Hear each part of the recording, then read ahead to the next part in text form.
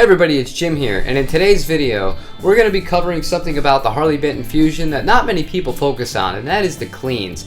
And in the test that we're going to be doing, I cannot stress this enough, this is not a comparison. This is just a simple exercise. I'm going to be seeing if I can get this Harley Benton Fusion to kind of get me in the ballpark clean tone wise as my Fender JV Stratocaster, so I don't have to take this thing out when I gig, I can just use this one instead.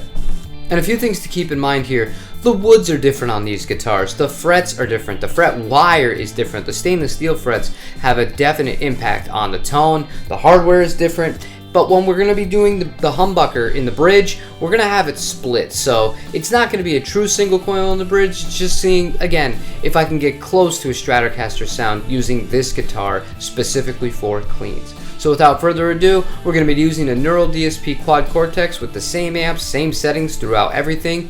Let's get started.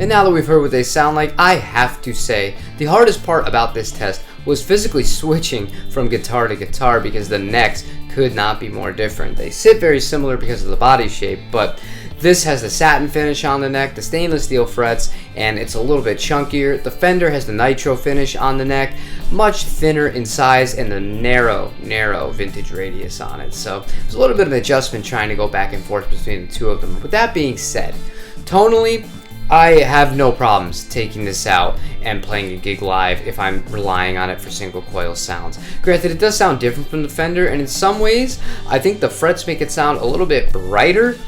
Something that if I was actually going to dial in, I would tone back a little bit because of the stainless steel frets, but overall, you could get away with doing this without changing a thing. And a lot of people will say that this guitar is a great mod platform, and while I believe that is true, I think that we get too quickly into tinkering and things like that This can serve an immediate purpose as a gigging guitar without any modifications and even in a completely clean territory, so well done. Now I'd like to know what you think, so leave me a comment. Let me know if you were surprised by if they sounded similar, if you thought they sounded very different, obviously depending on if you're going to be listening on laptop speakers, phone speakers, AirPods, or studio monitors. Your results are really going to vary. YouTube compression is not very forgiving in that sense. However, I thought to just get the general idea and to show that this guitar can hang, so to speak, when it comes to getting in the clean tones. Everyone focuses on the dirty and the gain, and that stuff's fun, that stuff's cool, but it can do this too. So if you like this video, leave a like on it. I really do appreciate it. Comment, like I said, let me know what you think. And other than that, I will see you tomorrow for another guitar related video. Take it easy, everybody.